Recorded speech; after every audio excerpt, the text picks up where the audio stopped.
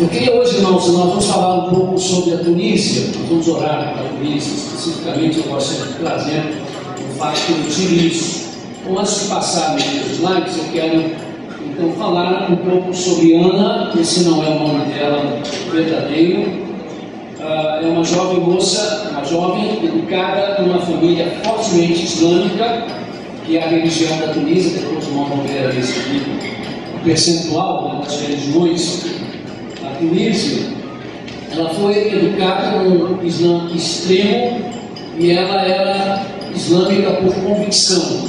Ela tinha prazer em fazer as orações muçulmanas, ela tinha prazer de jejuar, ela tinha prazer de cumprir as exigências muçulmanas, se trajar, né?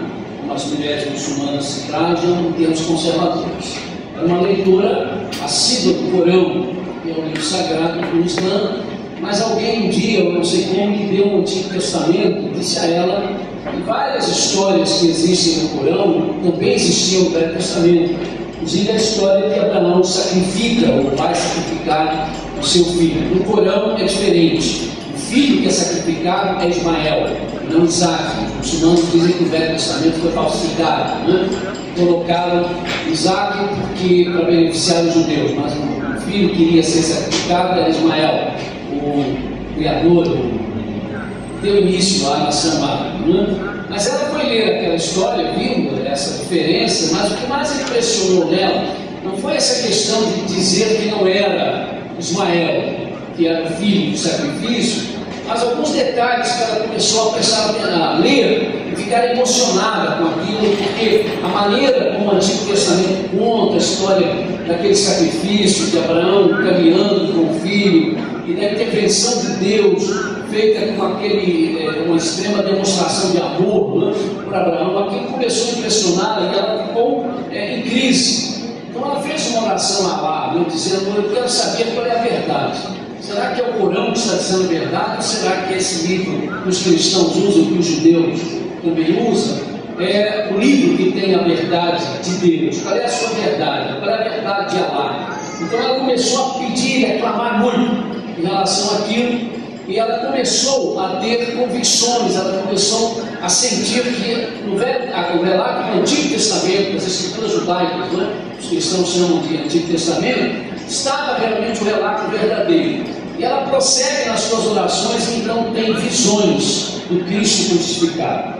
É interessante abrir um pouco os parênteses para falar sobre visões, que hoje está muito badalado, uma opção de gente que tem facilidade em ter visões, pessoas que pregam visões. Deixa eu dizer uma coisa para vocês, irmãos: no lugar onde nós temos a Bíblia, com facilidade de ler, para a leitura, a palavra de Deus, ela nos supre de tudo que precisamos. Não há necessidade de revelações, não temos necessidade de visões, porque a palavra de Deus, ela já tem o que eu preciso saber. Agora, há situações, há lugares aonde a intervenção de Deus tem que ser ainda especial. Essa moça nunca tinha tido uma Bíblia na mão, ela nunca tinha lido o Antigo Testamento, ela não conhecia absolutamente nada do Novo Testamento. Ela só ouvia falar dos cristãos, porque sempre falam dos cristãos que há estrangeiros, cristãos do seu país, mas ela não sabia nada acerca de Jesus Cristo. E Deus atenta no coração sincero. Deus vê as pessoas que querem ter um lugar na consciência de Deus, e Deus então interfere. Então, o que aconteceu na vida de Ana? Ela teve essas visões, mas isso não bastava.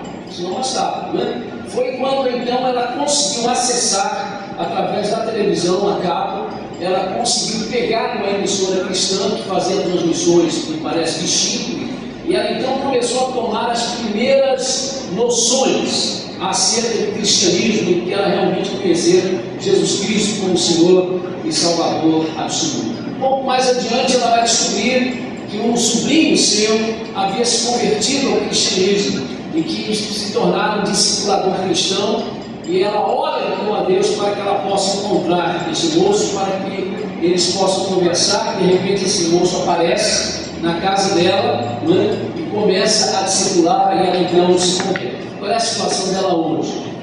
Ela vive clandestina, ela não pode ser descoberta, porque se ela for descoberta, a situação dela vai ficar muito difícil. Todo cidadão da Tunísia que deixa a religião islâmica perde emprego, perde direito à aposentadoria, não pode ser tratado nos hospitais públicos, não tem direito aos colégios públicos, enfim, passa a ter uma vida marginalizada pelo crime de não ser muçulmano, para qualquer religião. Mas as grandes vítimas são normalmente os cristãos. São as pessoas que se convertem ao cristianismo que mais são visadas, até porque as outras religiões chegam com os estrangeiros e ficam com os estrangeiros. São muito poucas as que se preocupam, né, em passar a sua fé para quem está lá. O cristianismo não. O cristianismo tem essa noção de que precisa pregar, né, o evangelho a toda criatura. Então, ela precisa das nossas orações. Nós estamos decidindo agora pedindo das organizações que trabalham com o mundo muçulmano, para que nós olhemos por ela. O nome não é esse, Deus sabe qual é o seu nome verdadeiro. Ela é uma muçulmana disfarçada, ela parece aos outros que é muçulmana, mas ela é cristã, como alguns outros que são também naturistas. Agora sim, vamos pedir a ajuda aí do apagar das luzes, né, para a gente poder ver melhor essas figuras. Quem pode nos ajudar aí? Mas sim, agora já estou procurando. Aguarda um pouquinho o vídeo, porque sem a luz acesa é complicado. Vai conseguir não? Olha isso. Eu sempre faço isso, né? Os irmãos estão vendo as quartas-feiras, eu tiro algumas fotos assim das pessoas que vivem no país, até para a gente ter uma ideia assim, que são trogloditas, né? Eu vou falar de tanta pressão contra a igreja, não são pessoas esquisitas, não, são pessoas aparentemente normais, esses características. Obviamente, não pode ser, que um casal de noivos, a noiva lá está diferente, são senhoras muçulmanas, é um menino muçulmano.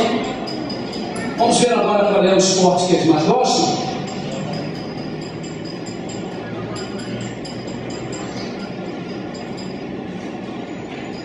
Nós temos um irmão novo nos ajudando aqui no vídeo, né? Atendeu uma apelo aí do maior, tanto ajudou bastante. Vamos lá, qual é o esporte que mais gostam? Não é novidade, né? Não sei se tem áudio. Tem áudio, mas não está certo. Tem áudio? Um jogo da Tunísia com uma República Democrática de Congo, esse menino aí fez dois, jogam futebol, viu? Então, muito bem. Voltamos ao outro slide para a gente ver as tabelas. Da religião.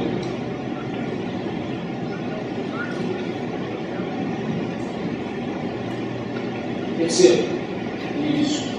Os irmãos estão observando aqui, o país tem 10 milhões e 650 mil habitantes. 10 milhões e 600 mil se dizem muçulmanos. 99,85% da população agnósticos, sem religião e ateus. 35 mil, todos estrangeiros, que no país ninguém pode dizer que não tem religião, a não ser os estrangeiros. Católicos romanos, 12 mil, são praticamente todos franceses e alguns ingleses. Há 2 mil judeus, e os evangélicos e protestantes não são 1.400. Desses 1.400 aderentes, deve ser 600 praticantes. Desses 1.400, todos são, quase todos, são ingleses ou franceses e alemães. Há 200 crentes tunisianos, só 200. Um país de 10 milhões, 350 mil, há 200 tunisianos que são evangélicos. Mas se eles pudessem pelo menos se reunir, mas não podem. Eles estão na mesma situação da Ana, que eu acabei de dizer. Não podem se declarar, não podem fazer culto, não podem ser descobertos como cristãos. Eles são abarcados, ficam ali no meio daqueles 1.400, alguns cristãos estrangeiros os conhecem, então os protegem da maneira que podem, para que eles não possam ser achados, mas eles não podem culpar com esses estrangeiros, porque se o fizerem, logo serão descobertos. Lembrando aos irmãos que nós mantemos um casal na Tunísia, nossa igreja mantém um casal na Tunísia, coordenado pelo trabalho do pastor Miguel Zuger. Está trabalhando entre esses 200. Né? Nossa junta de missões mundiais também tem um outro casal que está na Tunísia, também tentando fortalecer e ajudar essas 200 pessoas. Eles estão crescendo, há alguns anos atrás eram só 8, depois passaram para 15, já chegaram a 200. Temos 400 americanos, 300 católicos orientais, ortodoxos, e pessoas de outras religiões, 500, todos estrangeiros. Não há tunisianos que não sejam muçulmanos, os que não são muçulmanos são esses pouquinhos evangélicos ali, esses 200. Ok? Vamos passar agora um filmezinho apenas para os irmãos verem uma igreja, que é uma igreja de estrangeiros. Ela é permitida funcionar desde que o culto seja feito em inglês, ou francês, ou em alemão. Na igreja, apenas.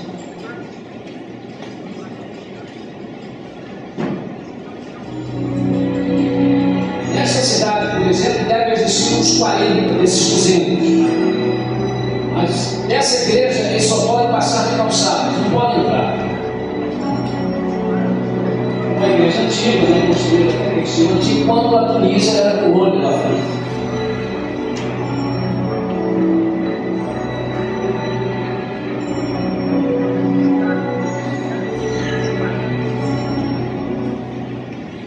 Agora sim, nós vamos ver uma outra moça tunisiana diferente de Ana. Essa não pôde ficar na Tunísia, ela precisou fugir, ela apanhava muito do marido, o marido a violentou, ela perdeu o bebê do seu marido, ela tentou se matar, né?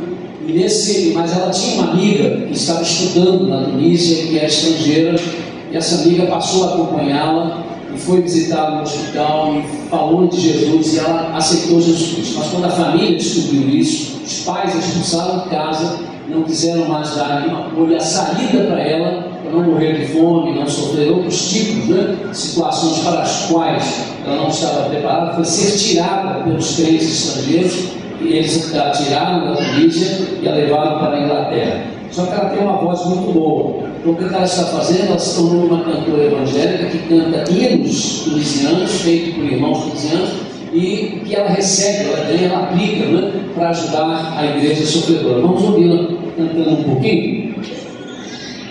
Se o som sair.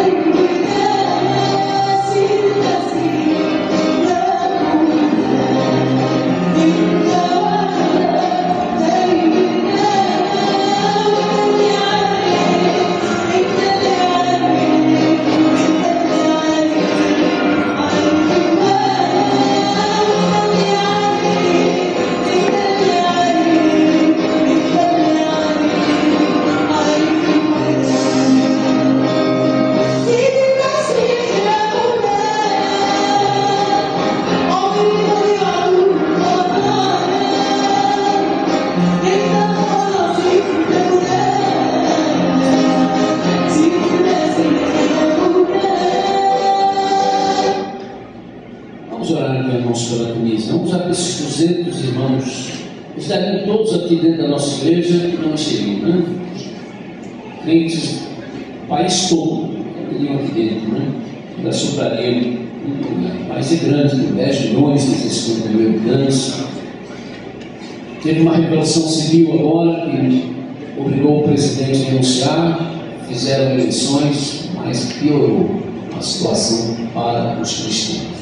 O governo que assumiu, eleito pelo povo, é mais muçulmano ainda do que o anterior. Então, nós temos que esperar que essa tal primavera árabe foi só uma conversa, não existe na verdade. Mas, de repente, Deus ainda pode usar em satisfação do povo para mostrar que não é isso realmente que eles estavam querendo, precisando. Mas Deus é o Senhor e controla a história. Permite que as coisas aconteçam, mas de surpresa, ele tem um propósito que no final vai chegar aos propósitos que ele tem para essa vida.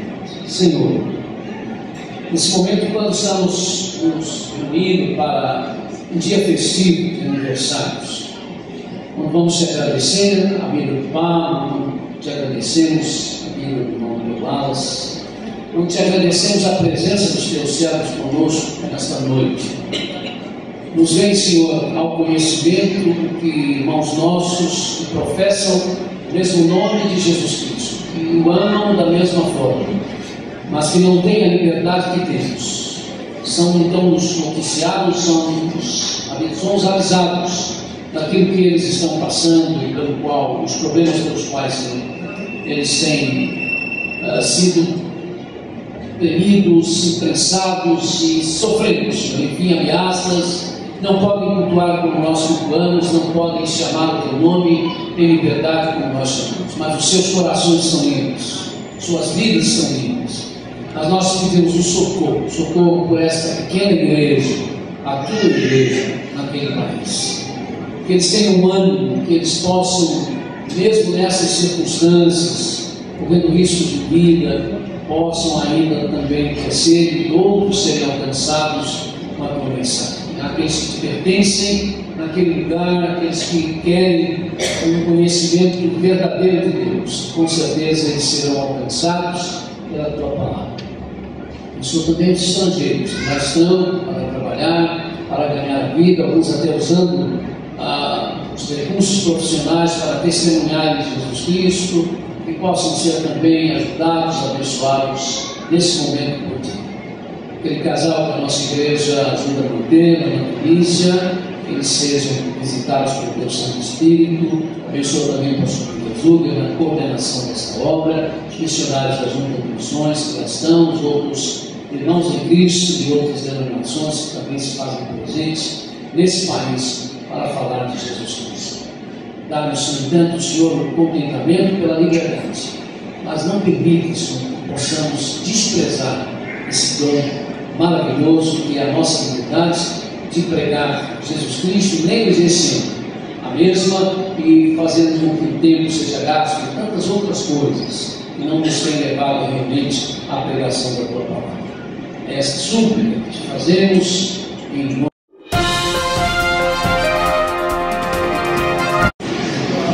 Boa noite, igreja. É uma satisfação estar novamente aqui.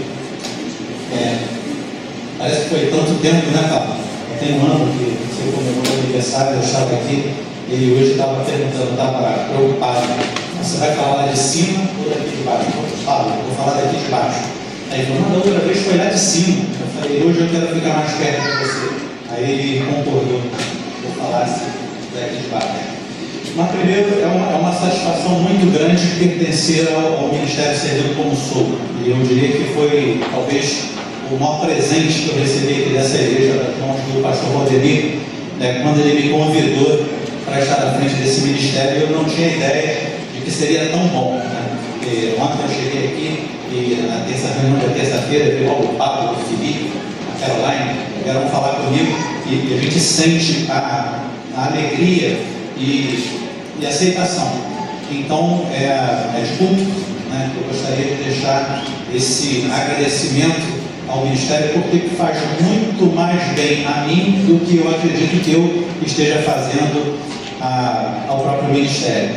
E ali, na reunião da semana passada, nós estávamos conversando ali sobre, analisando as nossas conquistas de 2010 e as estratégias para 2011, e nós estávamos conversando e a irmã falou uma coisa muito interessante, né?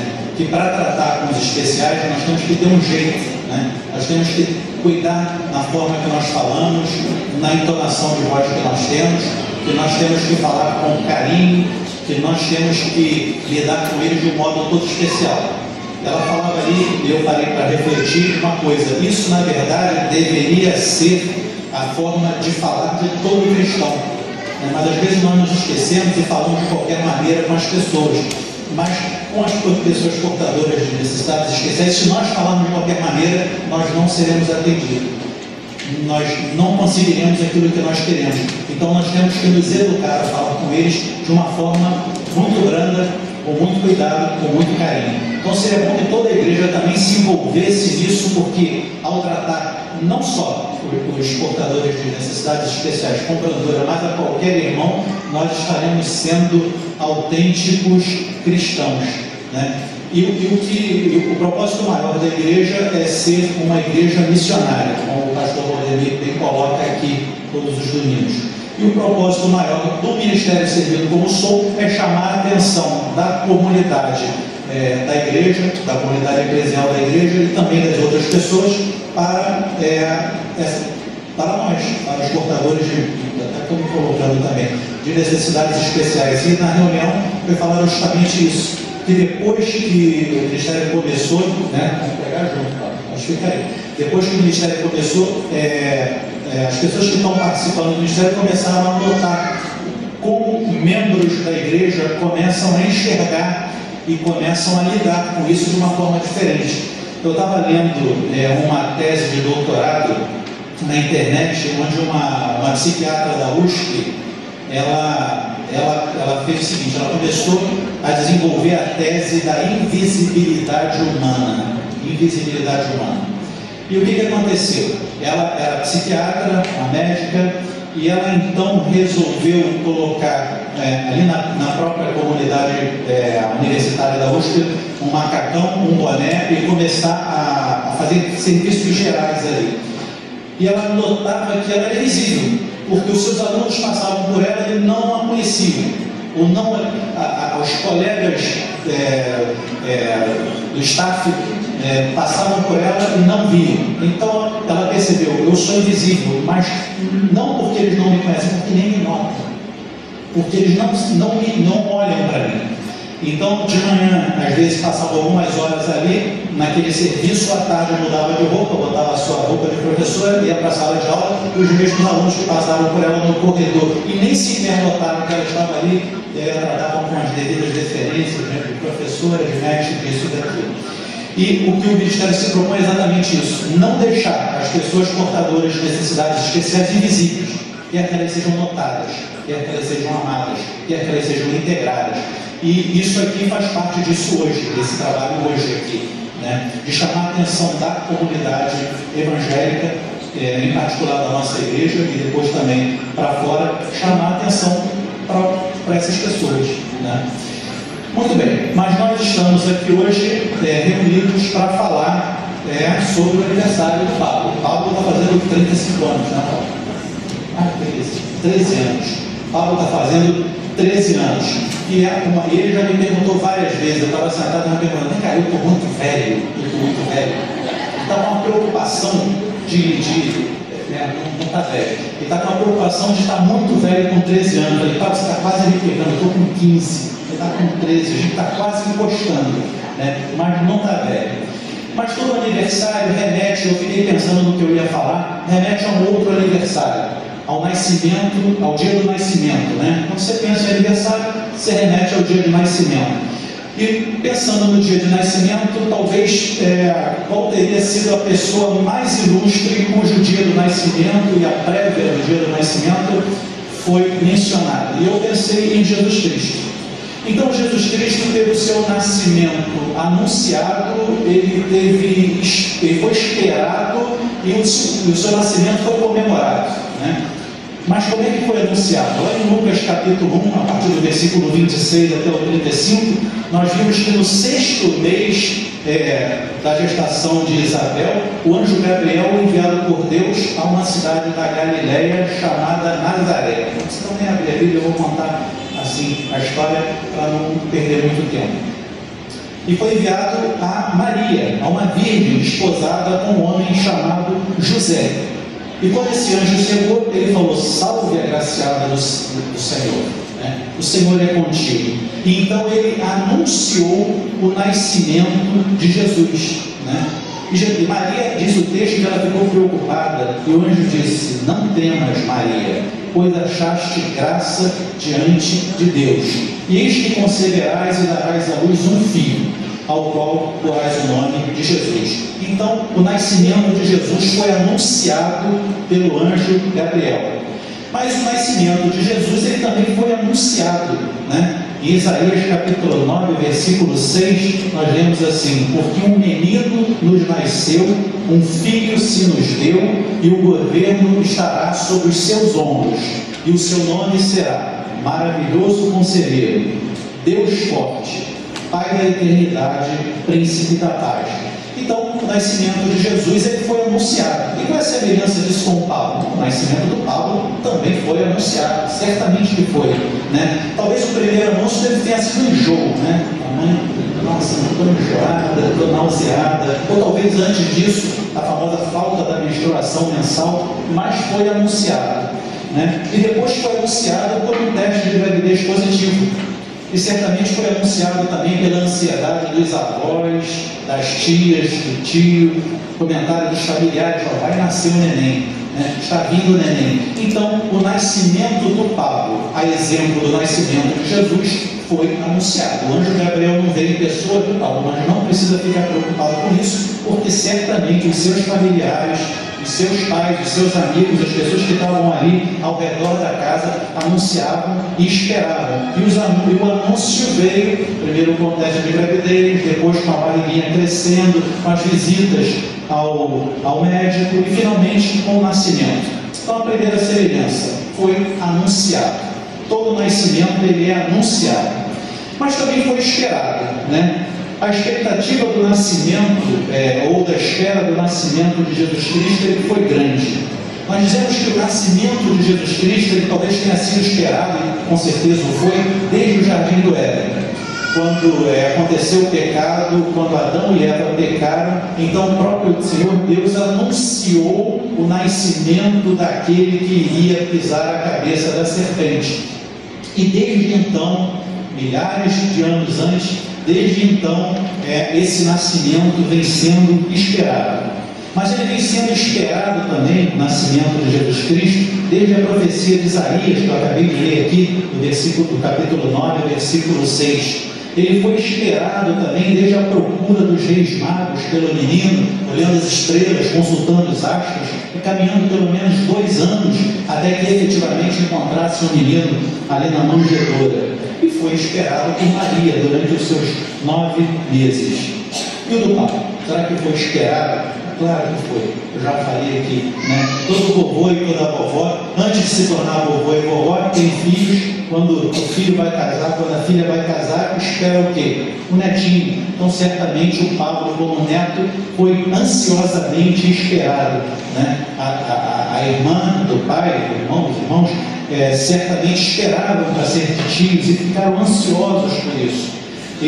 Então, certamente, também a segunda semelhança. O nascimento do Pablo, ele foi esperado, assim como esperado foi o nascimento de Jesus Cristo. E será que foi comemorado? Eu diria que eu disse aqui, o nascimento de Jesus, ele foi anunciado, ele foi esperado e ele foi comemorado. Como é que o nascimento de Jesus foi comemorado? Nós vimos aqui, principalmente em peças de Natal, a questão dos reis magos, né? Como é que os reis magos saíram do Oriente, caminharam, eu falei aqui, talvez por um lapso de 2 anos, que é aceito, até chegarem na manjedoura e depositarem ali os seus presentes, ouro, incenso e mirra. Mas não só pelos reis magos, porque Jesus era um representante do povo, né? Ele era uma pessoa comum, ele foi uma pessoa comum. Então ele foi comemorado também pelos pastores. O texto diz que haviam pastores, né? Ou havia pastores que estavam cuidando dos seus rebanhos, e no momento do nascimento esses pastores estavam ali, ao lado da manjedoura. Mas não apenas pelos reis magos, não apenas pelos pastores, mas também pelos exércitos celestiais. O nascimento do nosso Senhor Jesus Cristo foi comemorado por todos os anjos fiéis a Deus, todos aqueles que não caíram, que não decaíram da sua posição, certamente comemoraram muito esse nascimento. E o do Pablo certamente não foi diferente. No dia em que ele nasceu, alguém fez uma ligação, alguém falou: olha, nasceu, é um menino, se é que já não se sabia antes, não sei a história exatamente, se é que já não se sabia antes pela ultrassonografia, né? E aí vem a confirmação: ó, a ultrassonografia não estava errada, ele é um menino. E foi tão comemorado que está sendo comemorado hoje, foi comemorado ano passado, e a gente vê o envolvimento da família, o cuidado, né, com esse aniversário. Então, certamente, o nascimento do Pablo também foi muito comemorado. Com relação a Jesus Cristo, nós temos 2 datas assim que a Bíblia comenta: aos 12 anos e aos 33 anos. Aos 12 anos é quando ele conseguiu aquela maioridade religiosa, ou seja, aos 12 anos Jesus já pôde ir ao templo. E aos 33 anos foi quando ele foi crucificado, né? Retroagindo no tempo, aos 30 anos, uma vez que o ministério ele durou 3 anos, aos 30 anos ele começou o seu ministério. Mas efetivamente, aos 12 e aos 33 anos, nós temos 2 marcos. Quando Jesus Cristo, então, completou 12 anos, ele recebeu talvez o melhor presente que ele poderia ter recebido. Eu imagino Jesus Cristo lá e José perguntando lá para ele: ô Jesus, o que você vai querer de presente? Eu sou carpinteiro, você quer que eu faça uma charrete, último modelo, uma charrete Ferrari? Você quer que eu faça aqui uma casa de madeira de brinquedo, um cavalo, né, do tipo cavalo egípcio, que era o ponte na época, né? Jesus falou: não, eu não quero charrete, eu não quero cavalo, eu quero ir ao templo. Certamente a ansiedade de Jesus em ir ao templo aos 12 anos foi muito grande, e foi tanto que ele não quis voltar. O texto diz, eu não vou ler, mas que José e Maria iam anualmente ao templo de Jerusalém para adorar, e quando voltaram, cuidaram que Jesus estivesse ali com os meninos. Naquele tempo os meninos eram meio independentes, né?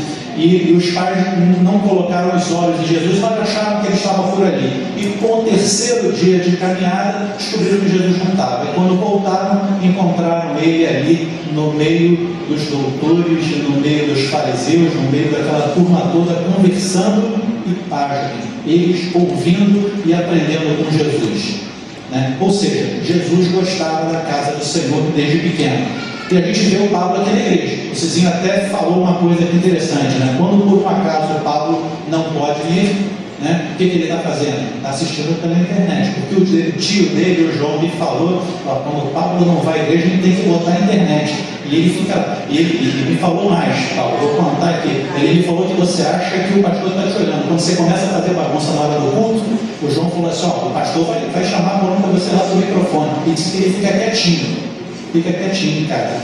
Então, quando o Pablo não vem à igreja, eu sei que ele assiste o culto pela internet. Então, as semelhanças continuam. Jesus gostava do templo, Jesus gostava da igreja, e o Pablo, quando não pode vir, certamente assiste o culto pela internet. Então, o Pablo hoje completa 13 anos e também gosta da casa do Senhor, né? Mas o tempo vai passando, né? O Pablo estava preocupado se estava ficando velho. E a gente, algumas vezes, a gente não presta atenção devida ao tempo que acontece. Agora, depois da virada do ano, logo nas primeiras semanas de janeiro, eu estava no consultório e uma paciente chegou assim, acho que meio chateada, porque o tempo passou, já era 2012, e ela chegou reclamando assim. E normalmente, logo naquela primeira semana, você pergunta para todo mundo: como é que foram as festas, tudo bem? Mais um ano, eu não sei o quê, e mais um ano. Ela falou mais um ano, tanta gente que acabou me irritando. Eu virei para ela e disse: não, mais um ano não, menos um ano de vida, menos um ano aqui na Terra, menos um ano de existência da sua. Ela parou, tomou um susto, mas menos um ano. E como é que a gente está aproveitando o nosso tempo? Como é que nós estamos contando o nosso tempo? Pablo está contando o seu 13º aniversário, faz questão, né? Ele praticamente intimou a Raquel, a mim. Eu falei com o pastor, pastor, Pablo faz questão de comemorar o 13º aniversário dele, e nós demos a sugestão: vamos comemorar na nossa reunião de terça-feira. Ele: não, tem que ser no culto, tem que ser lá no culto. Então, o texto de Salmo 90 diz assim: pois todos os nossos dias vão passando, acabam-se os nossos anos como um suspiro. A duração da nossa vida é de 70 anos, e se alguns, pela sua robustez, chegam a 80 anos, a medida deles é cansado e enfado, canseira e enfado, pois passa rapidamente e nós voamos. Ensina-nos a contar os nossos dias de tal maneira que alcancemos corações sábios. Eu posso dizer o seguinte: o Pablo, ele está aprendendo a contar os seus dias e está alcançando um coração sábio. O João me falou que a alegria dele em casa é pegar lá uma bateria que ele tem, pegar aquela batuta que ele ganhou aqui o ano passado e ficar brincando de igreja. O pastor às vezes fala que criança brincar de igreja com os caras da ceia, e eu sei que ele gosta de brincar de igreja regendo. E o testemunho do Cisê foi aqui que quando o Paulo, né, a Renata entrou na regência dele. Isso é uma preocupação. E nós?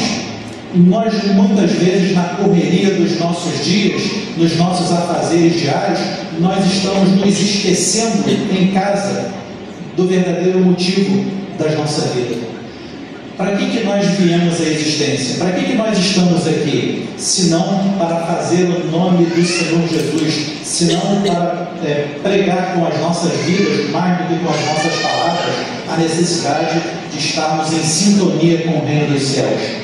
Porque a duração da nossa vida é de 70 anos, pois passa rapidamente e nós voamos, pois todos os nossos dias vão passando como um suspiro. E eu costumo pensar no reino de Deus como alguém que ganha um prêmio, digamos assim, nenhum de nós joga aqui, mas que ganha um prêmio na loteria, se jogássemos. E alguém que ganha aquele prêmio na loteria e o bilhete está premiado e chega lá na Caixa Econômica e o gerente, né, se jogássemos, o gerente perguntaria assim: você quer entrar agora, você quer pegar o seu prêmio aqui de 50 milhões de reais? Não quero agora não, mais tarde, quando eu estiver mais velho, mais tarde, quando eu tiver terminado a faculdade, mais tarde eu pego esse prêmio, agora não. E o reino de Deus é um prêmio, a vida eterna é um prêmio, e muitos de nós temos adiado a posse desse prêmio, muitos de nós temos adiado, e às vezes até dizemos com a nossa boca que o recebemos, mas não pregamos com a nossa vida, ou não vivemos efetivamente. Então, o reino de Deus, a vida eterna, é alguma coisa que já começou. A vida eterna já começou desde o momento em que nós nascemos. Porque entendam o seguinte: o que morre é a matéria, mas isso que você sente aí dentro de você, esse sopro de vida, esse sentimento, ele não morre. Eu estava conversando com alguém, e esse alguém falou assim: nossa, já pensou? Quando você cair morto, você vai se ver saindo do seu corpo, e o seu corpo ali estendido, e você vai se ver flutuando por cima dele. E é exatamente assim. Porque essa essência que nós temos dentro de nós, ela jamais acaba, ela é eterna. E o espírito volta a Deus que o deu, o corpo volta à terra, mas o espírito volta a Deus. E uns para vergonha e condenação eterna, e outros para o gozo eterno ao lado de Cristo. Então, que esse momento, que esse culto de ação de graças, que o Pablo faz questão que se realizasse hoje, sirva de um momento de reflexão. Para onde é que nós vamos? Que vida nós temos vivido? Nós já entramos efetivamente na posse desse reino, ou nós estamos adiando a posse desse campo, desse tesouro que é a vida eterna? E a reflexão que eu gostaria de deixar aqui hoje, nessa noite, eu não quero me alongar muito, pois ainda tem uma parte social lá embaixo, mas a você, Pablo, os nossos parabéns. Obrigado.